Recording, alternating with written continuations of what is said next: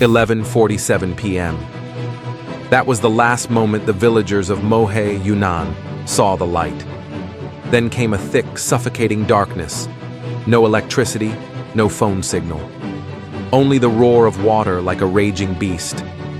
Houses vanished as if swallowed by the earth. An old man trembled by the riverbank, shouting, "I saw my neighbor's house drift away like a banana leaf." In just 5 hours, over 7,000 people were forced to evacuate. Dozens went missing. An old woman whispered, "I'm 70 years old. I've never seen anything this terrifying. Do you know what's even more frightening than floods? It's when an entire country goes silent, when no one answers the cries for help, when social media becomes the only place people scream, 'We're still alive.' Think you're brave enough to watch it all? Then don't look away. Because this is a night not everyone lived to tell." Heavy rain began at 10 p.m. on July 23rd in Yunnan province. By 1 a.m., many villages were deeply flooded. In Mohe village, water came crashing down like a mountain collapse.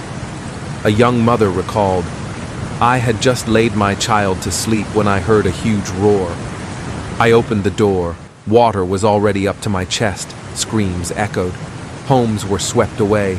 Roofs shattered. In Shandong, 2,000 kilometers away, the scene was no less devastating. In just 5 hours on the morning of July 22nd, Yunnan City recorded 364 millimeters of rain, nearly half the annual average. 19 homes vanished. 2 lives were lost. 10 people went missing.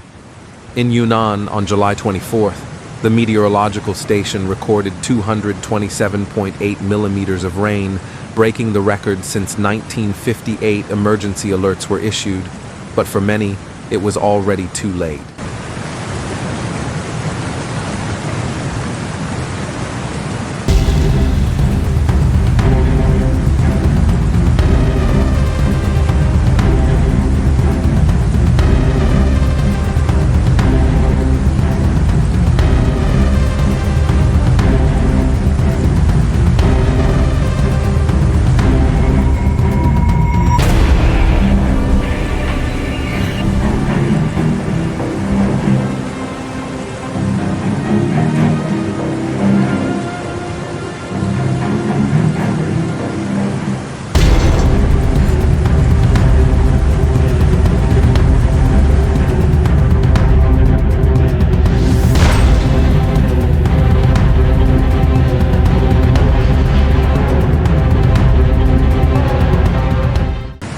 This wasn't the first flood.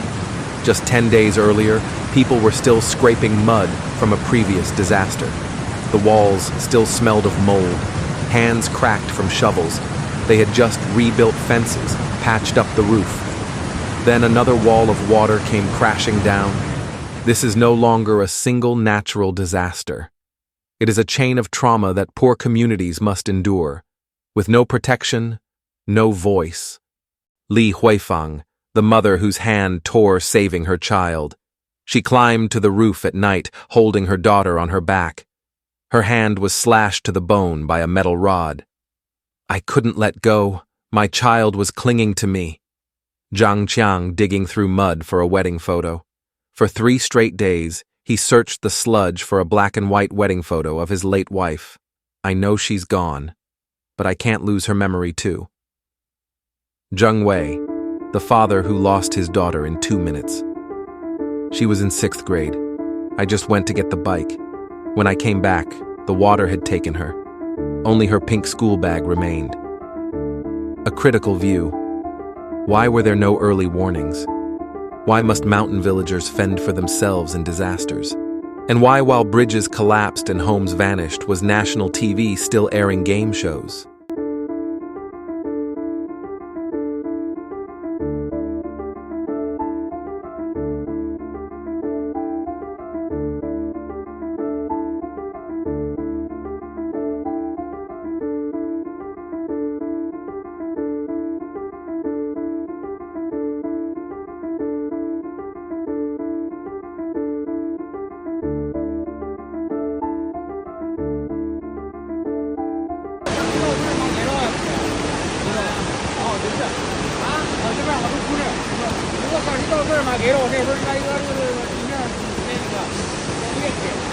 哎，老天爷呀，老天爷，这可咋办？把我们的蒙针给淹了。哎。2025, an abnormal summer. Subtropical high pressure trapped moisture. Cold air from the north destabilized weather. A convergence zone stretched from Sichuan to Shandong, El Niño, made extreme rain even worse. Shocking numbers. 16 provinces affected 2.3 million people, impacted over 2.4 billion yuan in damage, at least 94 dead or missing. But not all blame goes to nature. Small hydro dams blocked flows. Drainage systems were weak. Urbanization was poorly planned. All of this made the disaster far worse.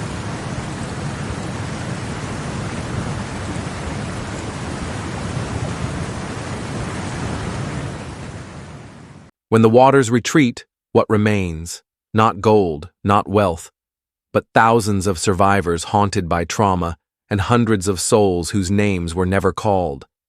An old woman whispered, "I'm just waiting for someone to call my name." A man by the river said softly, "I don't know what I have left to lose."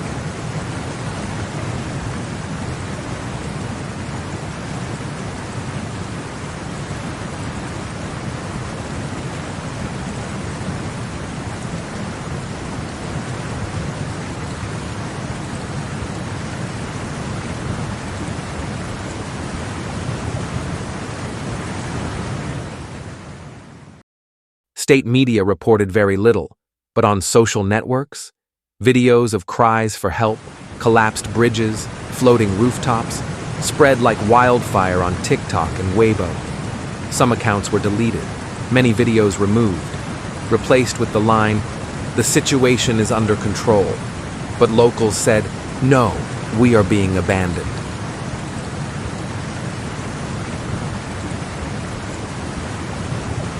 Dr. Li Xiaoming. The rainfall in Shandong in just 3 hours was equivalent to 6 months in London.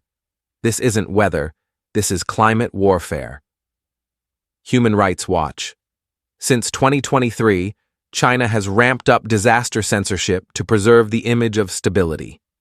Nature Climate Change Journal. China is a disaster hotspot due to rapid urbanization and global climate change.